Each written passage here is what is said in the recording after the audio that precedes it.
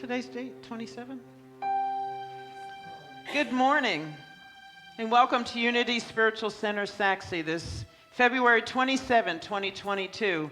Let's take a deep breath together. Inhale, and then exhale. Inhale again in through the nose, out through the mouth. And just relax.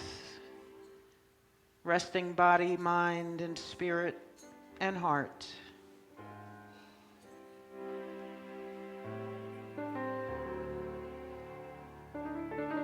Letting go of all the things you are to all the people in your life. Letting go of your list of things to do for the week coming up. Letting go of the list of things you think you should have done this past week, but didn't get to. Giving yourself grace. Giving yourself grace. And finding peace with what is in this moment.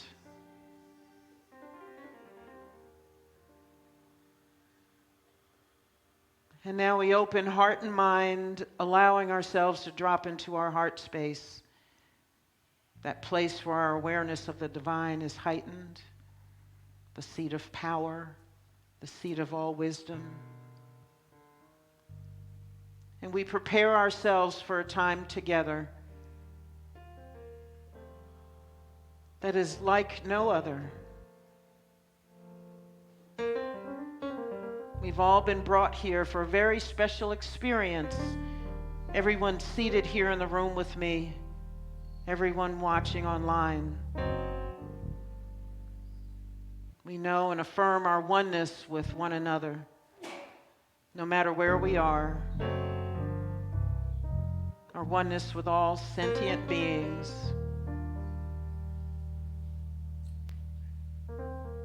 So we breathe in peace. We exhale peace into the world.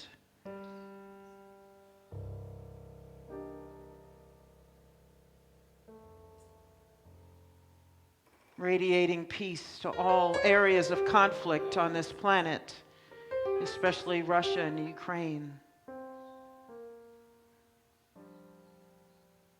All those affected by violence, aggression, hatred.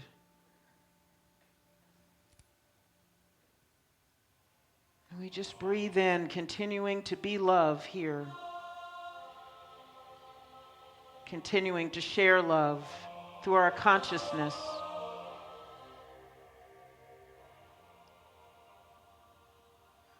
Continue to breathe and relax. Just relax.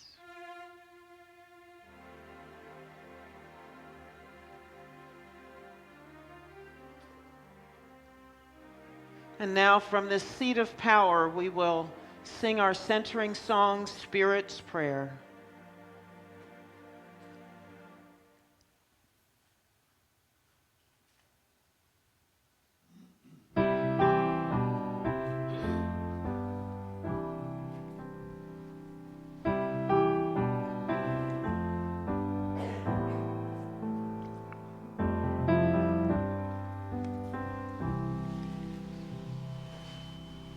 Loving Spirit dwells in me. This is my divinity. As within, so without. All I need is here and now. Where there's air, let me love. May I have no fear. All the power, all the glory, I surrender, let it be. Loving Spirit dwells in me, now and evermore. Loving loving spirit dwells in me. This is my divinity. As within, so without, all I need is here and now. Where there's air, let me love. May I have no fear. All the power, all the glory, I surrender, let it be. Loving spirit dwells in me, now and evermore.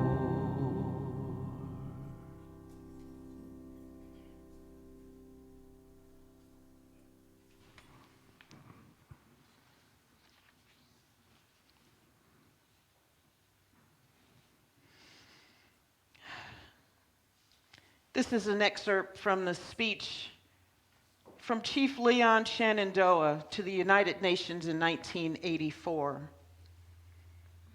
Brothers, listen to the words of the Creator given to the first United Nations, the Haudenosaunee, over 1,000 years ago.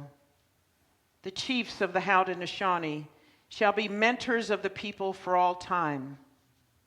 The thickness of their skin shall be 7 spans, which is to say that they shall be proof against anger, offensive action, and criticism. Their heart shall be full of peace and goodwill, and their minds filled with a yearning for the welfare of the people.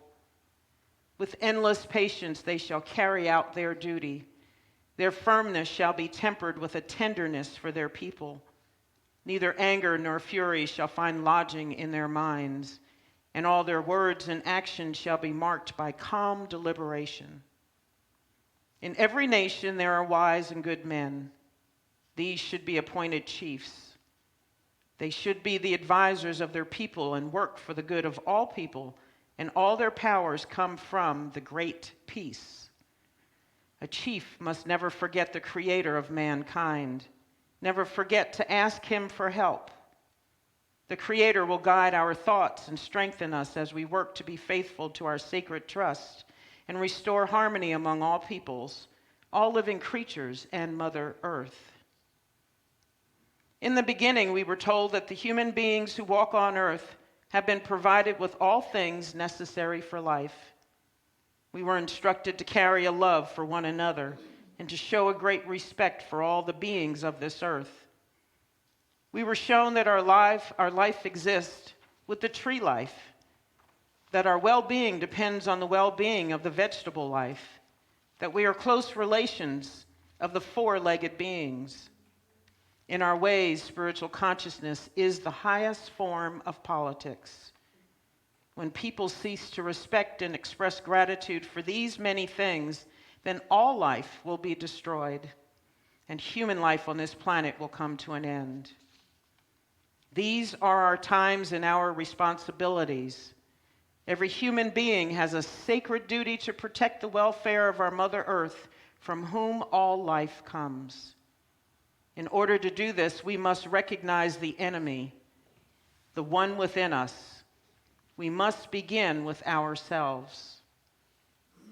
Put aside the fears that have you conditioned to obey blindly the directions of the governments whose motives are power and profit. Open your eyes and see the outrages of violence carried on against innocent people in the name of power and profit within the governments. Open your ears and hear the cries of pain and death inflicted upon your brothers and sisters throughout the world in prisons, concentration camps, cities, and villages in the name of capitalism or communism, or any of the other ideologies that are motivated by power or profit at the expense of we, the people. Open your throats and speak out against the crimes against nature and mankind and our children in the future. We must recognize our enemies, the forces of darkness that now march across all lands in the 4 sacred directions, throwing the shadow of death and destruction even into the 7th generation to come. The political, economic, and military powers are combined in an unholy alliance with the dark forces, and the major powers in this world are leading this march. Ideology has replaced common sense in the minds of the leaders of nations. Double speech has become the common language. With constant use of such terminology, ideas and attitudes become facts. Thus, the highest, most aggressive military budget ever proposed in the history of the world powers become a defense budget. The seeds of destruction planted by the sales of arms to smaller nations will bring a harvest of war. Why are such elemental deductions beyond the understanding of the leaders of governments when we, the people, so easily understand? We must gather the mothers of the nations and hear their outrage at the senseless expenditure of their children's lives for profit, power, and the supremacy of any ideology, whatever it may be. The men have failed as leaders simply because they have failed to listen to the other half of the creation, which is female, that bears the burden and sacred gifts of life. We must live in harmony with the natural world and recognize that excessive exploitation can only lead to our own destruction.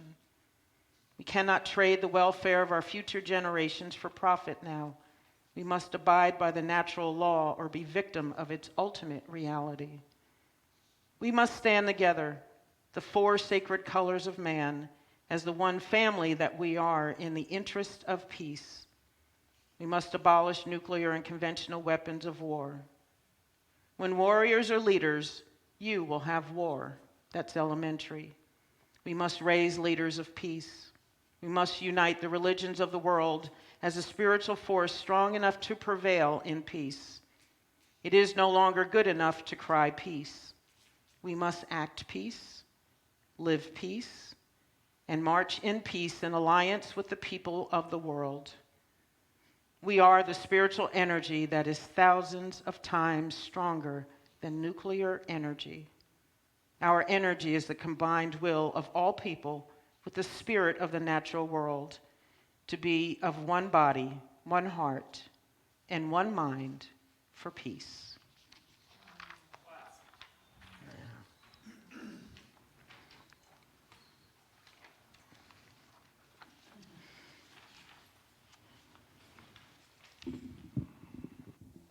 Good morning. The inspirational moment, Foundations of Unity, the word is omnipresence. Do not let your human doubts or timidities hold you back. Do not let the opinion of anyone in the world hold you back. Make your first claim on God in whatever terms best satisfies your individual need. Let your courage manifest itself in daring approach and claim God, the power that works within you and that is stronger than any force that can threaten or assail you from without. Claim God, ally yourself with Him.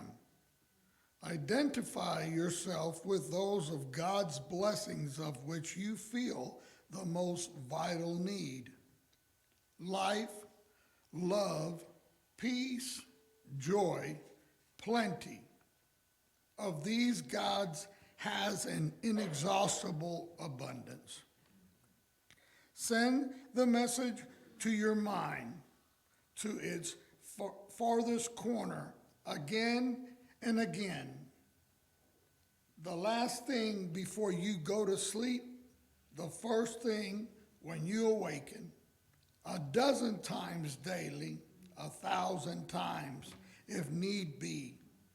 As you perform your daily task, as you go forth to meet a problem, build a sense of your alliance with Almighty God into your deepest consciousness. Live in the almighty omnipresence of God. So if you guys will say our affirmation with me 3 times, please. I live in the mighty omnipresence that is God. I live in the God.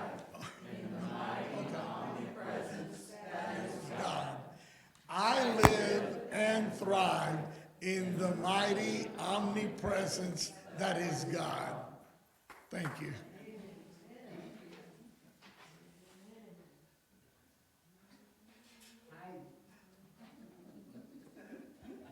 Buenos dias, good morning. Well, my goodness, we have a wonderful, wonderful gathering this morning. I want you to give yourself props for being here, yes. Yeah.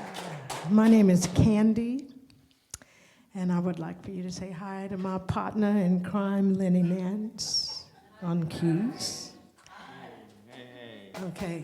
All right, so I didn't wear no makeup this morning on purpose, because it might be one of those moments. The song this morning is from the great Mahalia Jackson, who sang this before Martin Luther King gave his I Have a Dream speech. It's called How I Got Over. Now, you know about that time. You know what was going on. Well, I would dare say we got the same stuff going on right now. It's just a bigger house, okay? It's just a bigger neighborhood, and we finally figuring out that it is a neighborhood. Okay? Just happens to be round. Yeah, yeah. And that we have a job to do, and we can. We've done it before. But maybe this time we have a little more on the plate. Maybe.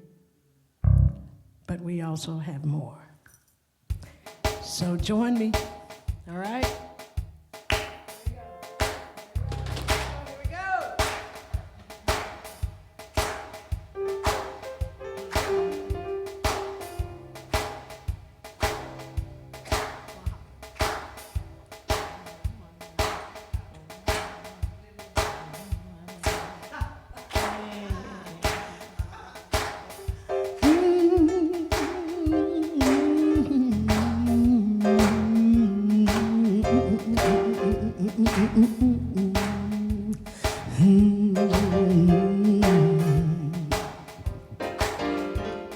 How I got over, how I got over. You know my soul looks back and wonders how I made it over. How I got over. Been a hard time coming on over. You know my soul looks back and wonder how I made it over. Tell me how I made it over. Been falling and rising all these years. You know my soul looks back and wonder how I got over. Oh yeah, but soon as I see Jesus, that man who died for me, the man who bled and suffered and he hung on Calvary, I'm gonna thank him for how he brought me. I'm gonna thank him for how he taught me. I'm gonna thank my God that he kept me, when he never left me. I'm gonna thank him for no time religion. I'm gonna thank him for the new vision. Said I'm gonna thank God, thank him for being good to me. Oh, how I got over. Crying in the midnight, coming over. I wanna thank God for how we got over. Talking about how we got over. We've been falling and rising all these years. I wanna thank God God because we made it alright. Gonna wear a diamond robe in that new Jerusalem. I'm gonna walk the streets of gold, and I'm gonna sing and never get old. I'm gonna see that host in white. They're coming up, traveling day and night. They're coming up from every nation, coming on to that great coronation. They're coming from the north, south, the east, and west, coming on up to that land of rest. And we're gonna sing around God's altar. We're gonna shout all our trouble over, and I'm gonna thank God, thank Him for being good to me. Oh, how we got over, how we got over all these years. You know my soul looks back and wonder how we got over. We got over. We gon' keep going over and over and over. Said I thank God for how we got over. Turn around. Hey, I thank God how we got over. Yes, I said I thank God, thank God.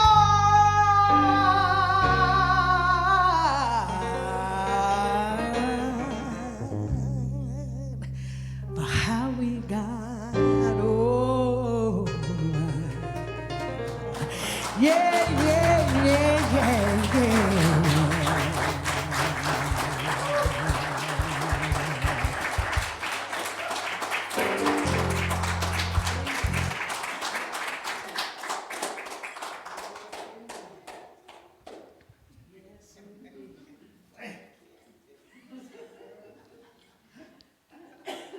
And I thank God for Candy and Lindy.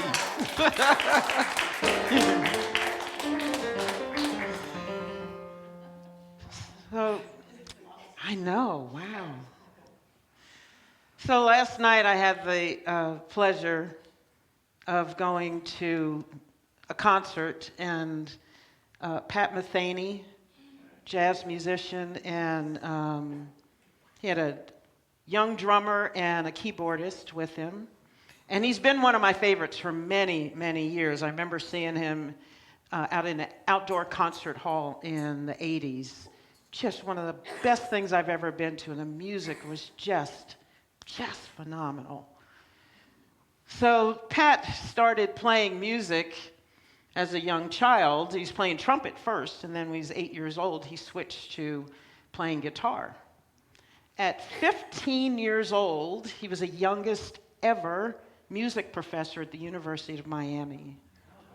18 years old. At 19, he was teaching at the prestigious Berklee College of Music.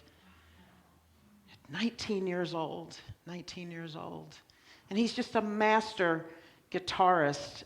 In 1984, he went to a custom guitar builder and just asked her, build me a guitar with as many strings as you can put on it. And she built him a 42-string guitar. And he played it last night, and it was just phenomenal. I mean, we were up in the balcony, so you couldn't really see everything closely, but he's playing, it's got 3 necks. And he's playing it, strings were down here. 4 necks, is that right? 4 necks. And he's strumming strings down here and up here, and the music was just all over, and he's hitting pedals with his foot, and stuff is just all over. Man, and I was just in heaven. And I was thinking, I don't really know, because Pat and I didn't talk. You know. Maybe later he'll call, I don't know. See how I'm doing. And we'll talk about the concert last night, just me and Pat. But I can imagine going to someone, if you've been playing 6 strings all along, and deciding that there's something else you want, but you don't know quite what it is, and to go to somebody and say, just give me something with as many strings as you can fit on an instrument. And then they come back with that. What must that have been like for him? 42 strings, 4 necks. You can even, it has 2 sound holes so that he can play the guitar without holding it. It can be on a stand. And it's just the most incredible thing. And he even add percussion to it, because in between playing strings, he would hit the guitar and like punctuate between strumming on the strings. It was just an incredible thing. And for 2.5 solid hours, he and these 2 musicians played, and he was just over his guitar. We saw the top of his head. Everybody saw nothing but the top of his head the whole time, because he's just playing like this, and just in it, playing. But what must that have been like, going from 6 strings to 42? I mean, he must have thought, I'm in the greatest playground ever. And his ability to create could just be limitless. Perhaps he asked, I don't know what he believes in, but perhaps he said, what if I could master this? 42 strings. And there are times as we're listening to this music and watching these musicians, we're trying to figure out where's that sound coming from, because that doesn't sound like a guitar. He has other guitars that connect to synthesizers, or he can mimic a synthesizer on the guitar. 3 of the guitars he played, he asked to be created. Just phenomenal. Just phenomenal. And he's considered one of the greatest guitarists ever. He's won 20 Grammys in 12 categories. 12 categories. Yeah. Best album 7 times, 7 years straight. 7 years straight. It was just incredible to watch him. But I keep wondering about that moment with the 42 strings. Talk about next level. And next level living, to jump from 6 to 42. And the numbers of notes. So I looked up and I Googled, and I don't know if this is right, but I wanted to know, what's the number of notes possible from a 6-string guitar? Well, Robin probably knows. It said 37. And then I thought, what about with 42 strings? How many notes does that equal? And then I thought, well, I need a calculator, and then I got to know all the factors, because you've got to think about frets and all that other stuff. And I thought, okay, never mind. I can't learn that fast enough for this morning's talk. But it's a bunch. It's a bunch. Yeah. Maybe bunches. But think of the level of creativity. The amount of fun he must have had. Maybe he had some frustration. I don't know. Maybe he thought, I don't have enough hands for this. How do I do this? There's actually another musician who had a 49-string guitar created for him. Just incredible, incredible. What's possible if we will ask, what if? What if? What if? And just leave it open and see what happens. See what's possible. Because I'm sure when I wish I could have been there to see his face when she came up with that. And think, okay, I asked for lots of strings, but there's a lot of strings. I don't know, maybe he said, well, I didn't know. That's what guess you what you asked for. You know, I was thinking 12, 18, 42, okay. What the heck am I going to do with 42 strings? That's a lot of strings, isn't it? I don't know what to do at 6, so. But what if? What if? And the things he did with those 42 strings was just incredible. Just incredible. Powered with 2 other musicians. Now, Pat Metheny obviously has been around for a long time, decades. And he collaborated with 2 musicians that are less than half his age. One is 27, the other one's 30. Pat was born in 1954. So he's 67 years old. He's with these young musicians. They looked young coming on stage. From where I was sitting, I was thinking, man, they're young. You can tell from the walk. Yeah, they just ran on stage, sat down. The keyboardist was surrounded by keyboards, one on each side, one in the front and the back. And he played like this and like this and like that. What if one keyboard's not enough? What if? It's just incredible. As he played, he was in so much, and his hands were just moving so fast. His feet came up off the ground, and one knee was up above the level of one thing, and he just came up, and his feet are moving all over the place. I don't know how many pedals he had underneath there, but his whole body was playing those keyboards. What if 88 keys isn't enough?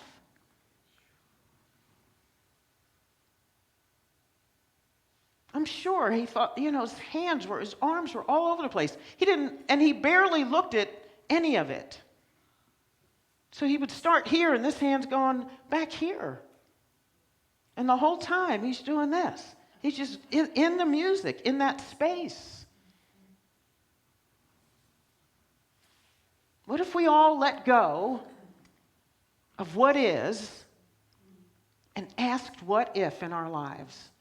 And stop thinking about the usual things that we have here at our fingertips and jumped out somewhere else and said, what if, Spirit, what if I just let go of everything I know about me, everything I know about my gifts here and now,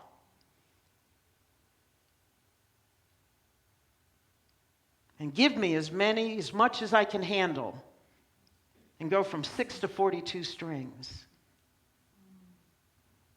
What if? Yeah. What if? Most of us dare not ask it. Because what's coming back at me? What's going to come back at me? And can I handle it? I don't know if he thought that when he saw those 42 strings. I don't know.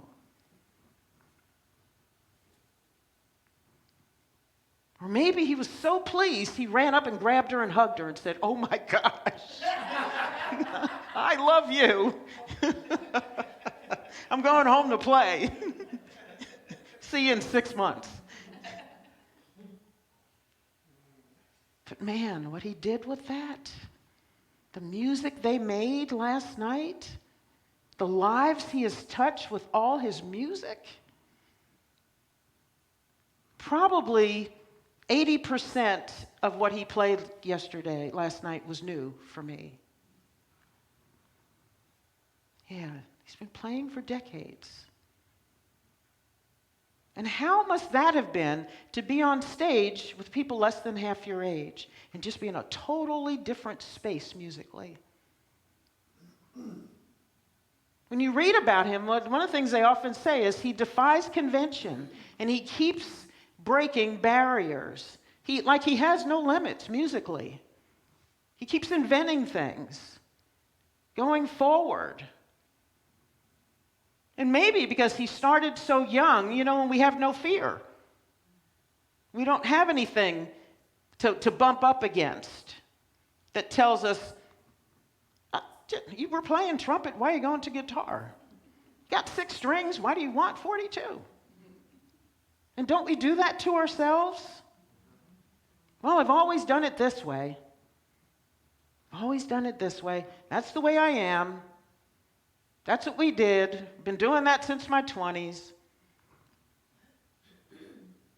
Bumping into the same kind of relationships. Getting done wrong again. Not going anywhere in my career. They don't treat me right. Nobody's promoting me.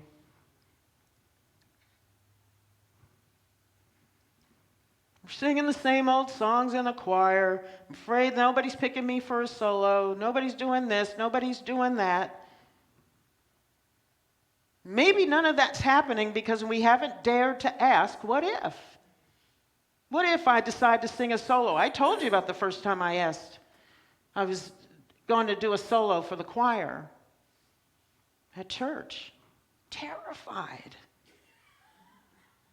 Terrified. I've told you before, what you see me, the way you see me sing here, this wasn't happening 12 years ago. No. I was scared. Heart beating out of my chest. Beating so hard I could see my blouse going ba-boom, ba-boom, ba-boom, ba-boom, ba-boom. And I think I told you, one day before my very first solo, I thought, can a plane just like hit this building? Because I'm thinking I don't really want to go up there. I don't. Instead of asking, what if? What if I just sang my heart out? And stop thinking about doing every note perfectly. Because it's never about singing every note technically perfectly. It's not about that. It's about the heart and the soul that you bring to a song. Look at how many singers really don't have good voices. But man, when they sing, they tell a story, you feel it, and you want to hear them sing again. How many of them? Yes, it's not about being perfect. It's about asking what if and stepping into that space and owning it and saying, this is mine. I'm going to play in this new field. I'm going to stop walking the same old road the same way I walked it every single time. Some of us don't even want to take a new route home in the car. That's how staid we are. It's almost like you could sleep and the car just knows which way to go.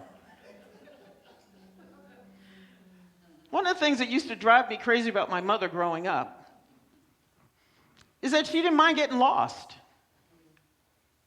And there are times we would head someplace, so way before GPS, way before. And we would just head somewhere, and she would say, let's try this road.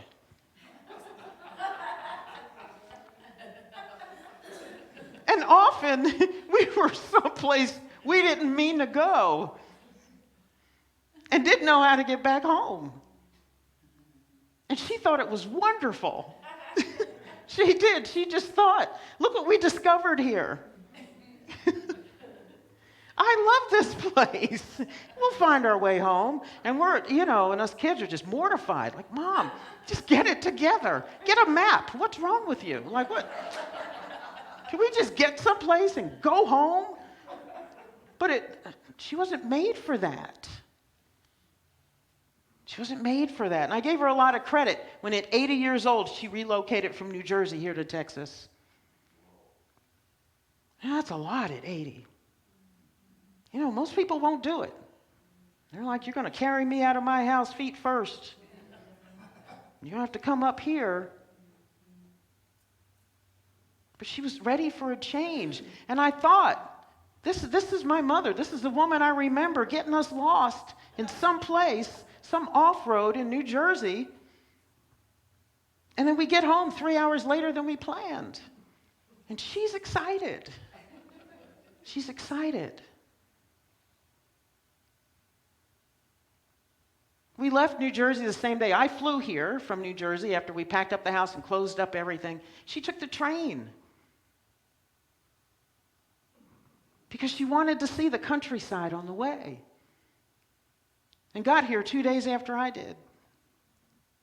And loved every second of it.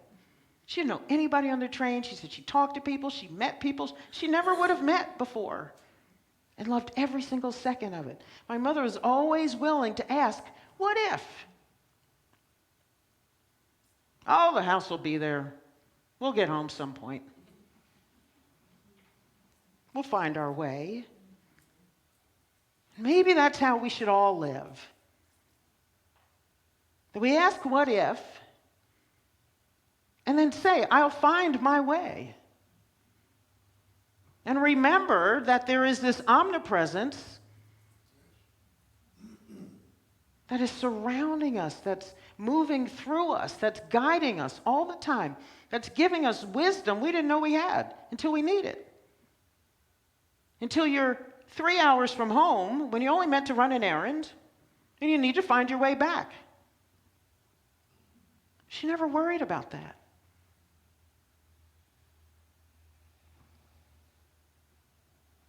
Maybe we should let go a little bit. Just let go. Stop hanging on to stuff so tightly. Stop thinking we know everything about ourselves and be willing to discover a new frontier that we didn't know existed in our consciousness. Consciousness is wide open. If we are one with the divine, that means all of that wisdom we can access. And yet we stay in this tiny little compartment, so happy that we've got this much figured out. I do. I get happy sometimes. I think, I'm so glad I'm here in life because I figured out a lot of stuff. I don't want to, people say, would you want to go back to your 20s? Oh, God, no. Not me. I was a hot mess at 20. Yeah, I was. I was a hot mess at 30. Kind of, sort of at 40. Maybe a warm mess, not a hot mess. Still figuring out a lot of stuff. And they talk about you can't teach an old dog new tricks.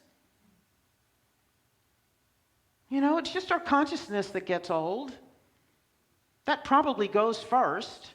And then, of course, the body follows. Body follows the mind. I can't tell you how many of my friends thought we were old when we got to 40. And they started acting old. Yeah, grunting when they stood up, grunting when they sat down, starting to talk about all the ailments and everything else. Yes. And I used to think, what are we doing, folks? It's just 40. It's just 40. But we're taught that. We're taught that as we get older, certain things should go away. You're not supposed to dress like this after you're 50. Don't wear this color. Don't wear that dress. How much knee you can show.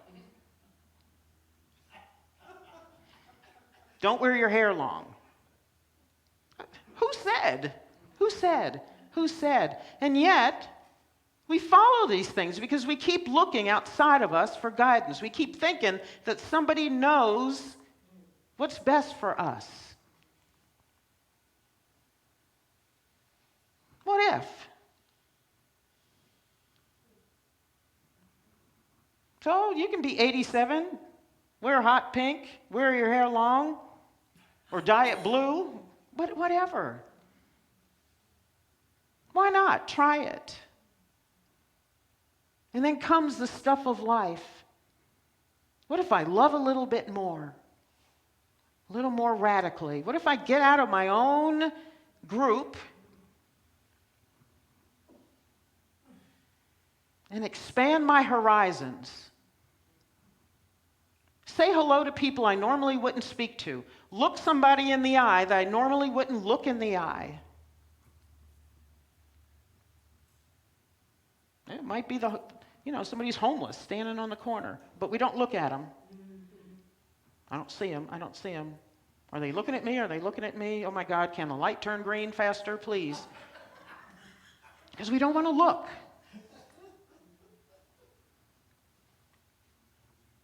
We don't want to look. That's a what if for a lot of us.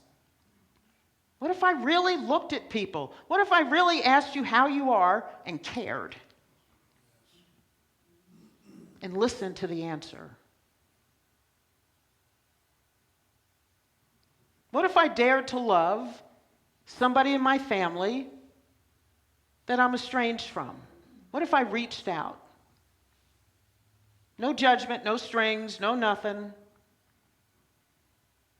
Just one heart to another. And said, I miss you, I love you.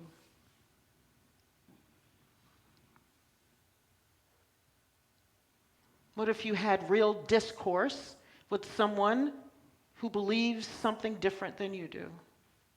What if you really listen to what they think and ask them why they think it? Why do they believe that? Why is that important to their life? And where did that come from? Rather than they're assuming that they're an idiot and they're crazy. And you know so much more than they do. I've gone through my life for so long thinking I knew so much more than everybody else, especially my parents, you know. What do they know? Right? What do they know? And yet here I can find that wisdom. Now that they're gone, I hear them speaking to me. Some of the same things they were saying to me 40, 50 years ago.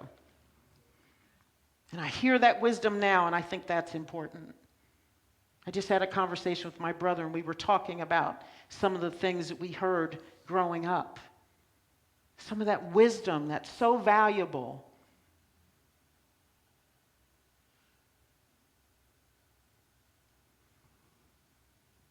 What if? What if, what if, what if? Get away from what is. Yes, it is good to deal with the world, deal with your life as is, and to find some contentment, and to find and see what is, and be in it, and embrace it. And it's important to ask, what if? Because in the what if, Spirit can rise to meet us and take us places we never would have gone. And in that, find endless joy and grace. And perhaps dreams that you didn't know you had met. There were times last night that the music was so beautiful, I felt emotion rising up. And I thought, oh my gosh, what just amazing. This morning, I'm opening up Apple Music, listening to it again, laying in the bed. Listen, music up loud.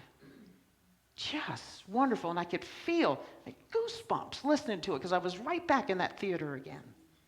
Right back in that theater, feeling that mastery of that man.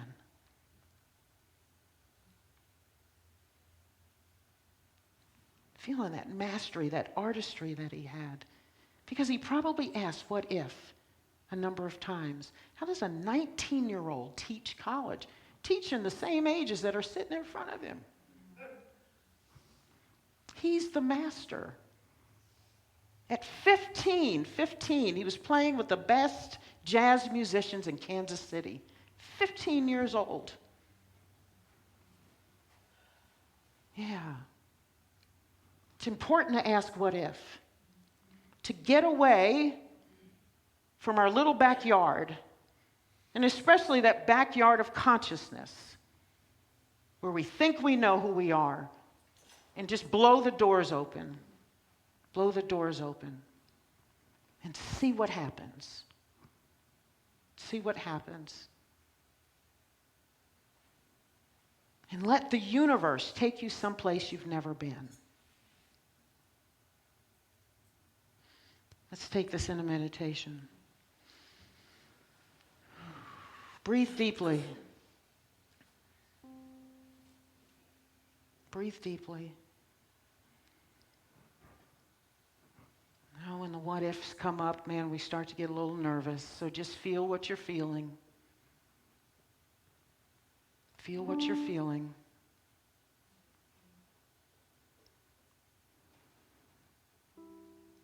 Whether it's nervousness, excitement, joy, fear, whatever it is, just be in it.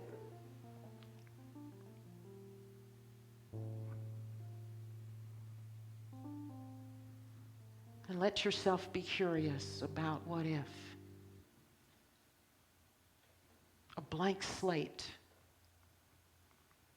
a new canvas to paint on with your consciousness, with your life, with your gifts, to create something completely new that you didn't know you could do, or be, or have.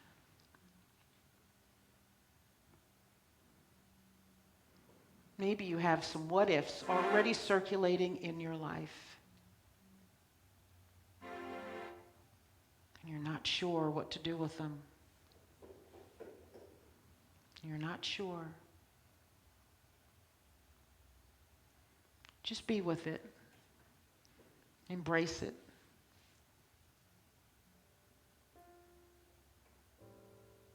Allow yourself to be at peace with it.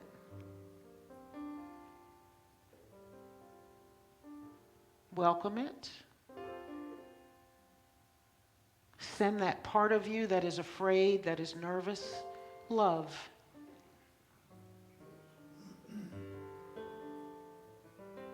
Give yourself grace.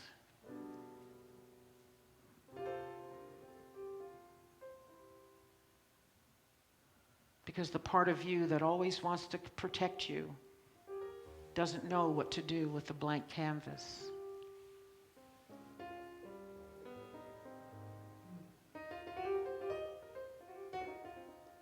What if? What if? So we give thanks in this moment. We say yes and thank you to infinite possibilities, to next level living, next level thinking, next level loving.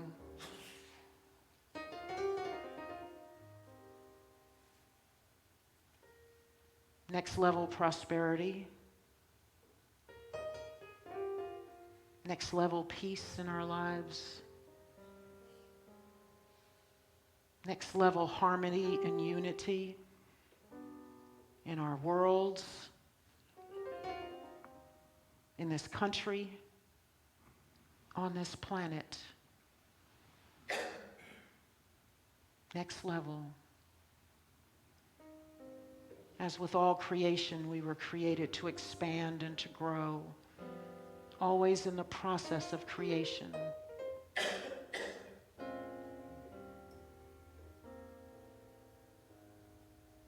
so in this moment, we open the doors wide to possibilities and say yes and thank you.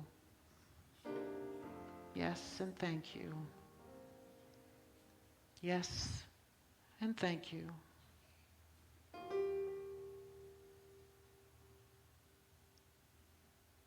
Take a deep breath in together. Exhale. Inhale again. Relaxing into infinite possibilities, supported by the omnipresence that is the all good, that is the divine, that expresses in and through us every moment of every day.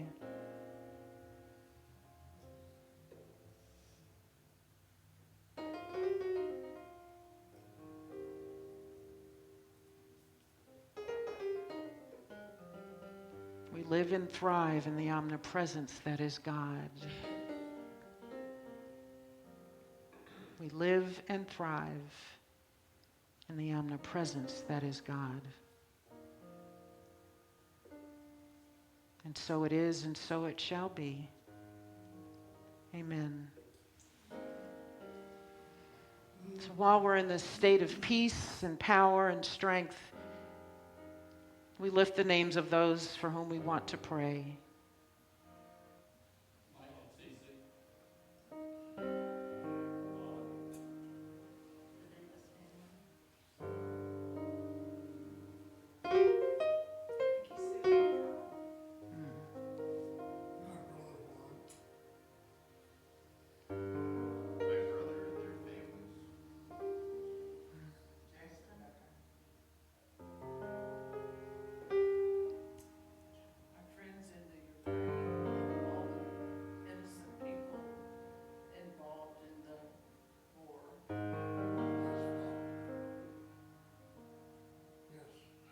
for the Bristol and Granison families,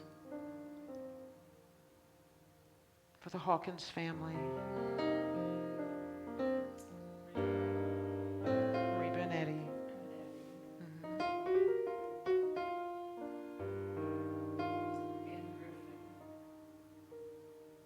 For Mary Lou.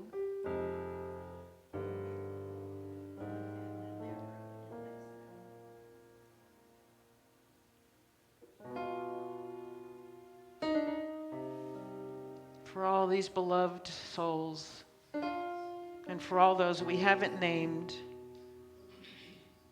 but whom we love and think about in our daily lives.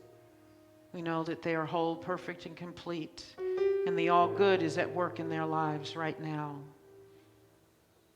And we give thanks for infinite possibilities in their lives and in ours.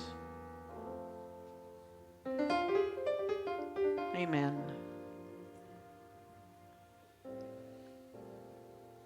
So we give thanks for the source of all things that prospers our lives with time, treasure, and talent. We now recite our celebration of giving. Together, divine love as me blesses and multiplies.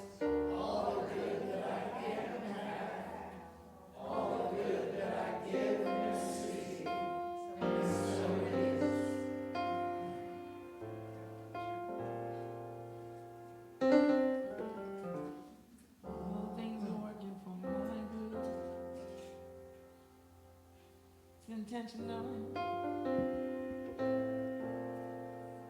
never failing, all things are working for my good. God's intentional, so intentional.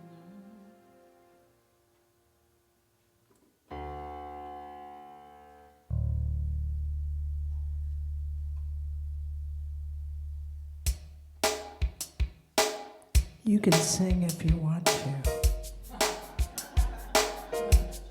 You can dance if you want to. Say yes, say yes, say yes, say yes with your whole body. One of the things that I am so grateful for is for having sung in clubs forever. And I had the grand opportunity to start recognizing, you know what, it was the holy gift of song that I was given. And then I got to discover this guy named Stevie Wonder. And that guy is so filled with that which is good. That which is good. And his job is to change the world, and he's just been doing that. Yeah, ain't I right? I'm right. So we finna witness using the words of Saint Stevie, and you can sing if you want to. Here we go. People, keep on learning. Soldiers, yeah, keep on warring. World, keep on turning, 'cause it won't be too long. No, it won't. Come on, lady, tell me about them powers, bro. Yeah, yeah. Keep on lying, yeah. Why you people, keep on dying.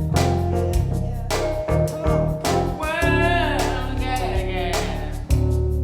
Keep on turning. Sing it. Won't be too long.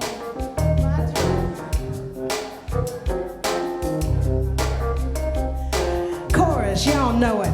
I'm so darn glad he let me try it again. 'Cause my last time on earth I lived a whole sin. I'm so glad that I know more than I knew then. Gonna keep on trying till I reach my highest ground. Yeah. I'll sing it. Come on. You want to go? I'll take it. Hey, teachers,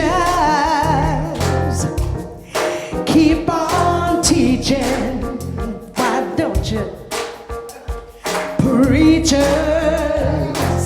please keep on preaching. Oh yeah, pretty big old beautiful world. Keep on turning, 'cause it won't be too long. Oh yeah.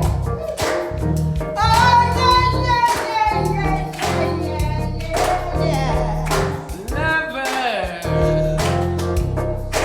keep on loving, yeah. While believers, keep on believing, yeah. Yeah, but it changes right here. Sleepers, just sleeping. You better wake up sometime.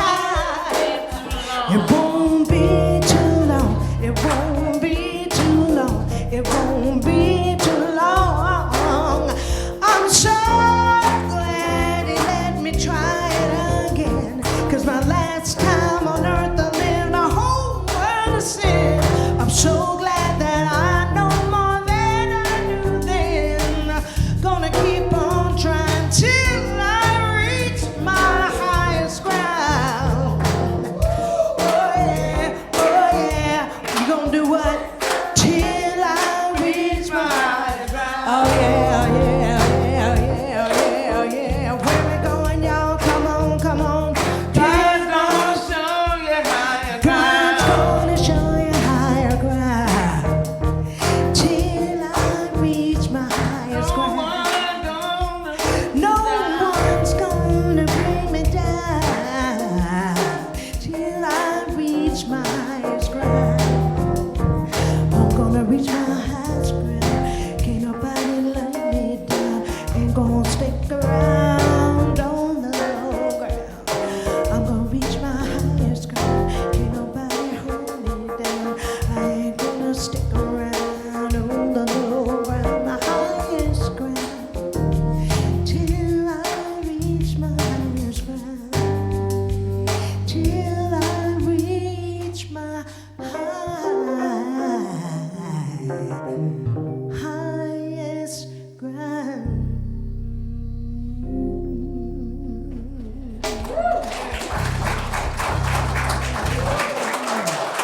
Living in.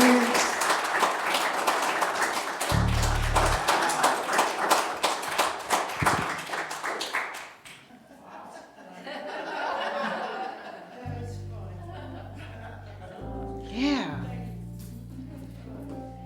Look what can happen on a Sunday morning in Saxe. Who knew, right? Who knew? We must be asking what if in here. We must be asking what if. So we give thanks for all the time, treasure, and talent that just has overflown into this community so that we can continue to give a message of peace, love, joy, and prosperity, to continue to do the work that we are called to do as a spiritual community, to spread love, to spread peace, and to build belonging and a place to be that is love, to help us to grow and be all that we can be. And so it is, and so it shall be. Amen. I don't think we have an announcement. I don't even remember. I'm having such a good time. Just like... So let's go straight to our mission and vision. You're president of the... Very good, Jerry Maressa. Hi. Hi, Jerry. How are all you kids? Kids. Say that again out loud. If you will join me in saying our vision and mission statement, please. We are Unity Spiritual Center, Saxe. We are a thriving global community of spiritual seekers transforming lives through love and the expression of our innately divine gifts. Our mission is to inspire spiritual and personal growth through the teachings and demonstration of unity principles toward the realization of living our best lives. Divine wisdom is at work in any area of our lives right now. Everything is always working out for us. Thank you. Thank you very much for being here this morning. It's your presence, your love, your energy that absolutely makes this the best place to be on a Sunday morning. I invite you to ask what if this week. Ask what if. Be curious about what's possible. Have a glorious day and a glorious week. Namaste.